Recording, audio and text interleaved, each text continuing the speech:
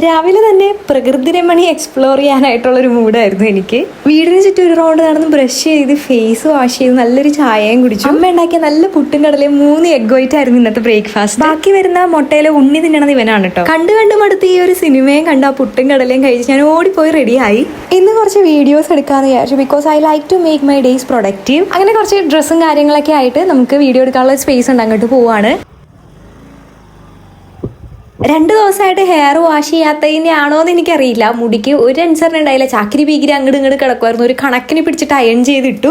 ഇനി ഇതായിട്ട് എന്തിനാ കുറക്കുന്നതെന്ന് വിചാരിച്ച് ഒരു കളർ ലെൻസും കൂടെ വെച്ച് കൊടുത്തു. ഇൻഡോർ ഷൂട്ട് ആണെങ്കിലും സൺസ്ക്രീൻ ഇടണം എന്നുള്ള നിർബന്ധം കൊണ്ടല്ല, മോയ്സ്ചറൈസർ എടുക്കാൻ മറന്നുപോയതുകൊണ്ടാണ് സൺസ്ക്രീൻ വെച്ച് അഡ്ജസ്റ്റ് ചെയ്തത്. അങ്ങനെ ക്യാമറ ഒക്കെ സെറ്റ് ചെയ്ത് നമ്മൾ ചെറിയൊരു വീഡിയോ എടുത്തു. ഈ വീഡിയോ എടുക്കുന്നത് എൻ്റെ കുറച്ച് സാഡ് സ്റ്റോറി പറഞ്ഞിട്ടാണ്. നെക്സ്റ്റ് കോസ്റ്റ്യൂം അയൺ ചെയ്ത് തരുമെന്ന് ക്യാമറമാനോട് ചോദിച്ചപ്പോൾ തെറി കേട്ടില്ലെന്നുള്ളൂ. അതുകൊണ്ട് ഞാൻ തന്നെ അയൺ ചെയ്തു. അങ്ങനെ ഇപ്പൊ ഇതേ ഈ ഉണ്ടാക്കുന്ന കട്ടൻ ചായ കുടിച്ചതോടുകൂടെ നമ്മുടെ ഷൂട്ട് പാക്കപ്പ് ചെയ്ത് ഞാൻ ബാഗെല്ലാം പാക്ക് ചെയ്ത് വീട്ടിലേക്ക് പോകുന്നിട്ടോ.